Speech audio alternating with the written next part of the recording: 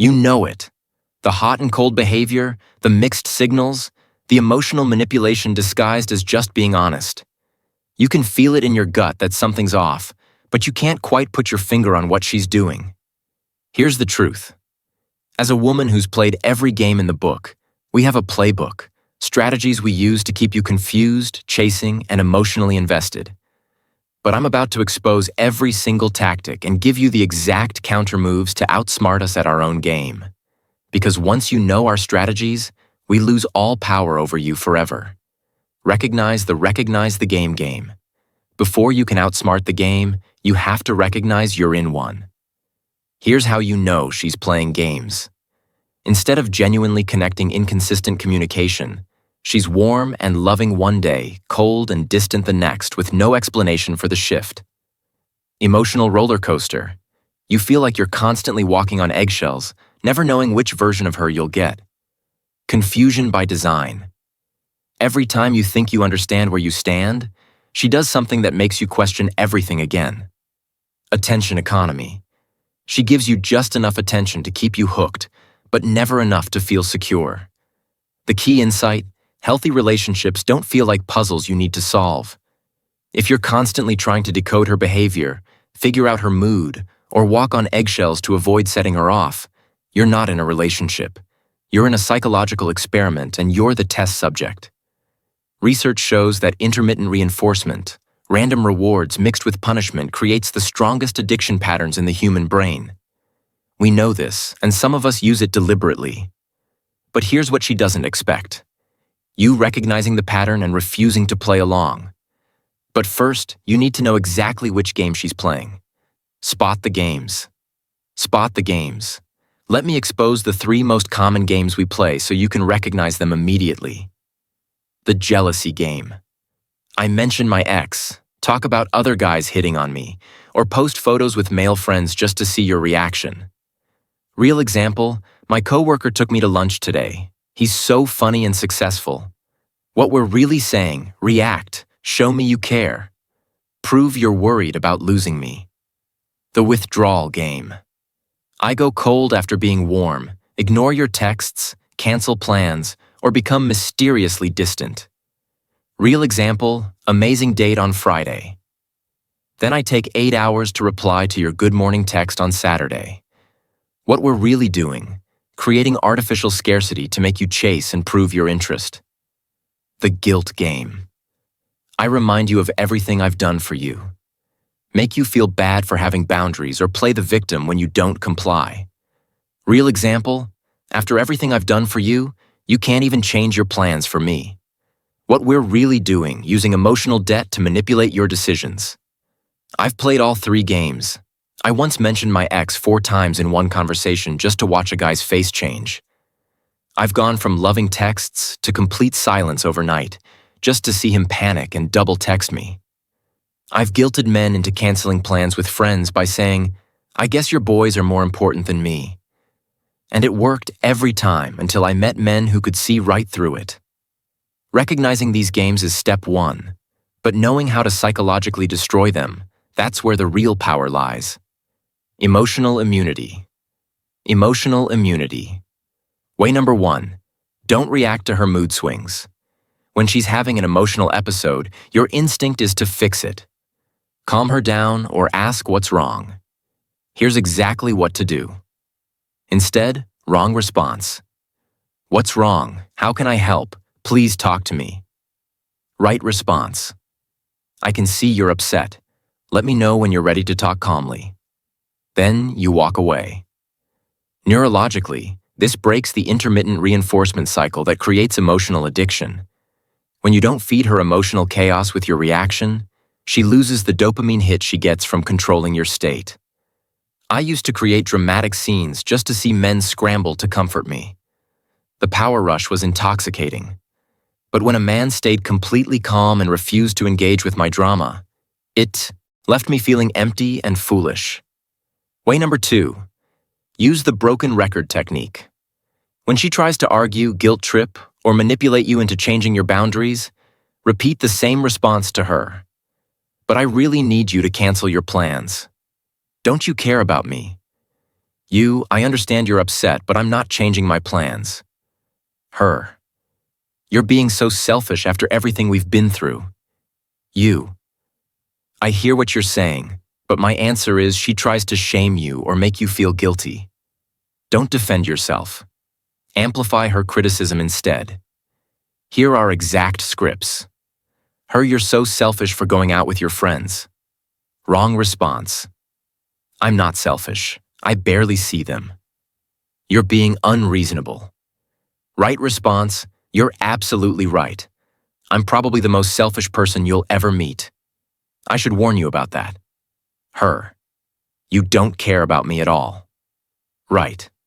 Response. You figured me out. I'm completely heartless. I'm surprised it took you this long to notice. This psychological technique is called negative agreement, and it completely disarms manipulation. We use shame because we expect you to defend yourself, giving us more ammunition. When you own what we're trying to use against you, we have nowhere to go. I once told a guy he was emotionally unavailable, trying to make him prove he cared. His response, "That's the nicest thing anyone said about me today." I work hard to maintain my emotional distance. I was so stunned. I didn't know how to respond. Weigh them. 6 preemptive strikes beat her to the punch by saying what she's thinking, before she can use it against you before going out with friends. I know you're probably going to be upset about me going out tonight, but I'm still going. Before making a decision, she won't. Like, I realize this might trigger some drama, but that's not going to change my decision.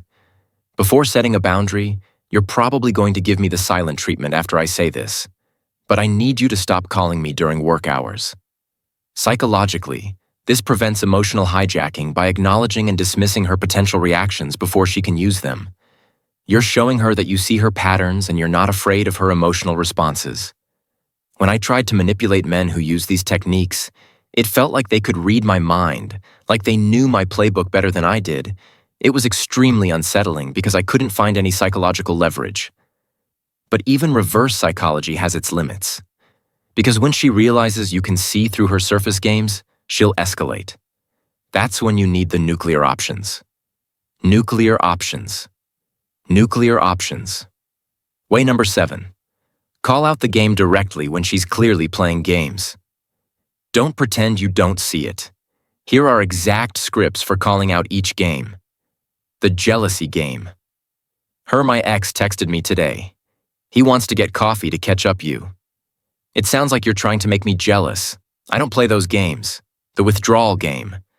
Her goes cold after being warm, ignoring your texts. I noticed you've gone distant.